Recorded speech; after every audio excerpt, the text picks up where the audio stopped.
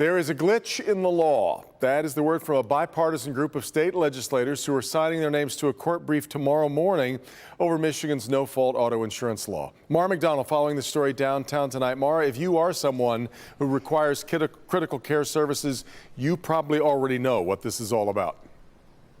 So, Devin, here's the situation. You have a number of people who rely on catastrophic care services who are really worried that they are not going to have access to those care services after July 1st. That's because there's a fee schedule change coming up. Let me show you. I'm facing losing my house. Brian Woodward has been a quadriplegic since the 80s because of a car accident. He requires round-the-clock care, but with that round-the-clock care means he lives in and owns his own home and maintains his job as a contractor at Ford. Emotionally, I'm a wreck. I don't sleep well at night. The stress is hard to contain.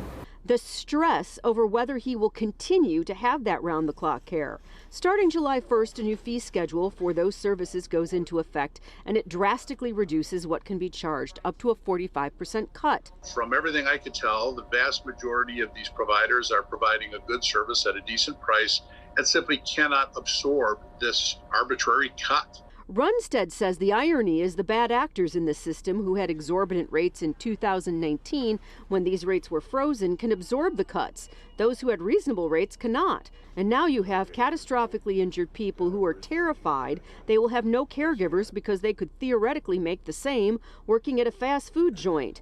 The issue has been swirling in Lansing as advocates flood the legislature and the governor with cries for help. I have indicated to the legislative leadership that I am open to having a conversation around narrowly addressing some of the rate issues. Back here live, there are two bills in the legislature right now that would make a fix to this fee schedule, but they aren't gaining any traction yet. So far, it seems to be sort of a wait-and-see situation to see what happens on July 1st. But you just heard the governor say she's open to talking about a narrow change here.